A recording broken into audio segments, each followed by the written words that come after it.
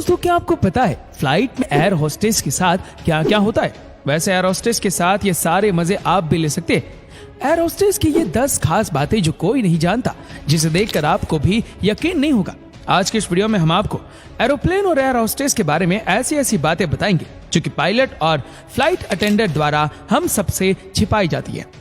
दोस्तों अगर आपने कभी फ्लाइट में ट्रेवल किया है तो आपने नोटिस किया होगा कि फ्लाइट में एंट्री करते दौरान आपका स्वागत हमेशा एयर होस्टेस करती है, लेकिन इसके पीछे सच्चाई बिल्कुल उलट होती है। वो एक्चुअल में पैसेंजर्स की काउंटिंग कर रही होती है और अगर फ्लाइट अटेंडेंट ऐसा उनके सामने करेंगी तो पैसेंजर्स को ये बात बुरी लगेगी। इसके अलावा फ्लाइट में एयर होस्टेस के लिए एक स्पेशल रूम भी होता है जिसमें 2 बेड लगाए होते हैं और साथ ही एक टीवी भी होता है। और फ्लाइट में काम करते दौरान जब वो ज्यादा थक जाती है तो बारी बारी जाकर वो रेस्ट कर लेती है और कई बार तो पायलट्स भी वहां पर प्लेन में ऑटो पायलट मोड लगाकर रेस्ट करने के लिए जाते हैं।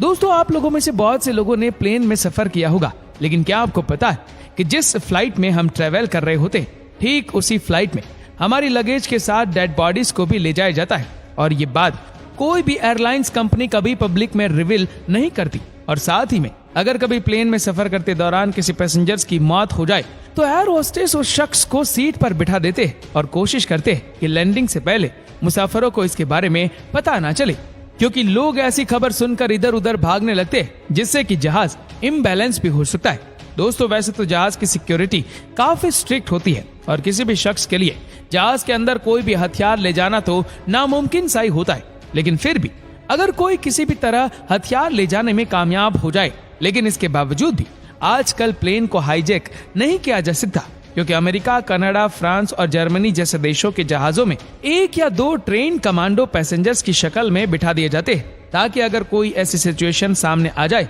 तो इसे हवा में ही निपटाया जा सके। लेकिन हैरानी की बात तो ये कि इसके बारे में ना तो एयर होस्टेस और ना ही प्लेन के पायलट को बताया जाता है और इस सर्विस को एयर मार्शल सर्विस कहा जाता है। दोस्तों 99% लोगों को ऐसा लगता है कि जब प्लेन में इमरजेंसी सिचुएशन होती है तो उसमें ऑक्सीजन सिलेंडर होते होंगे जो हमें इमरजेंसी के टाइम पर ऑक्सीजन देते हैं, लेकिन दोस्तों आपको ये बात शायद नहीं पता कि प्लेन की खिड़की के ऊपर हमारे लिए ये सिर्फ एक छोटे से में ऑक्सीजन होती है जिसे केमिकल ऑक्सीजन जनरेटर कहा जाता है और इस कैन से हम सिर्फ 10 से 15 मिनट ही जिंदा रह सकते हैं। दोस्तों ये बात 99% लोगों को नहीं पता होगी कि जो खाना हमें फ्लाइट में दिया जाता है उसे करीब 2 से 3 दिन पहले ही प्रिपेयर करके रख दिया जाता है और ये बात थोड़ी शॉकिंग है कि वो खाना सिर्फ हम पैसेंजर्स के लिए ही होता है और ये खाना कभी पायलट को नहीं दिया जाता, क्योंकि उन्हें ये पता होता है कि प्लेन का खाना खाने लायक तो बिल्कुल भी नहीं होता। वैसे दोस्तों आप में से ज्यादातर लोगों को पता होगा कि एरोप्लेन में 2 तरह की सीट्स होती है,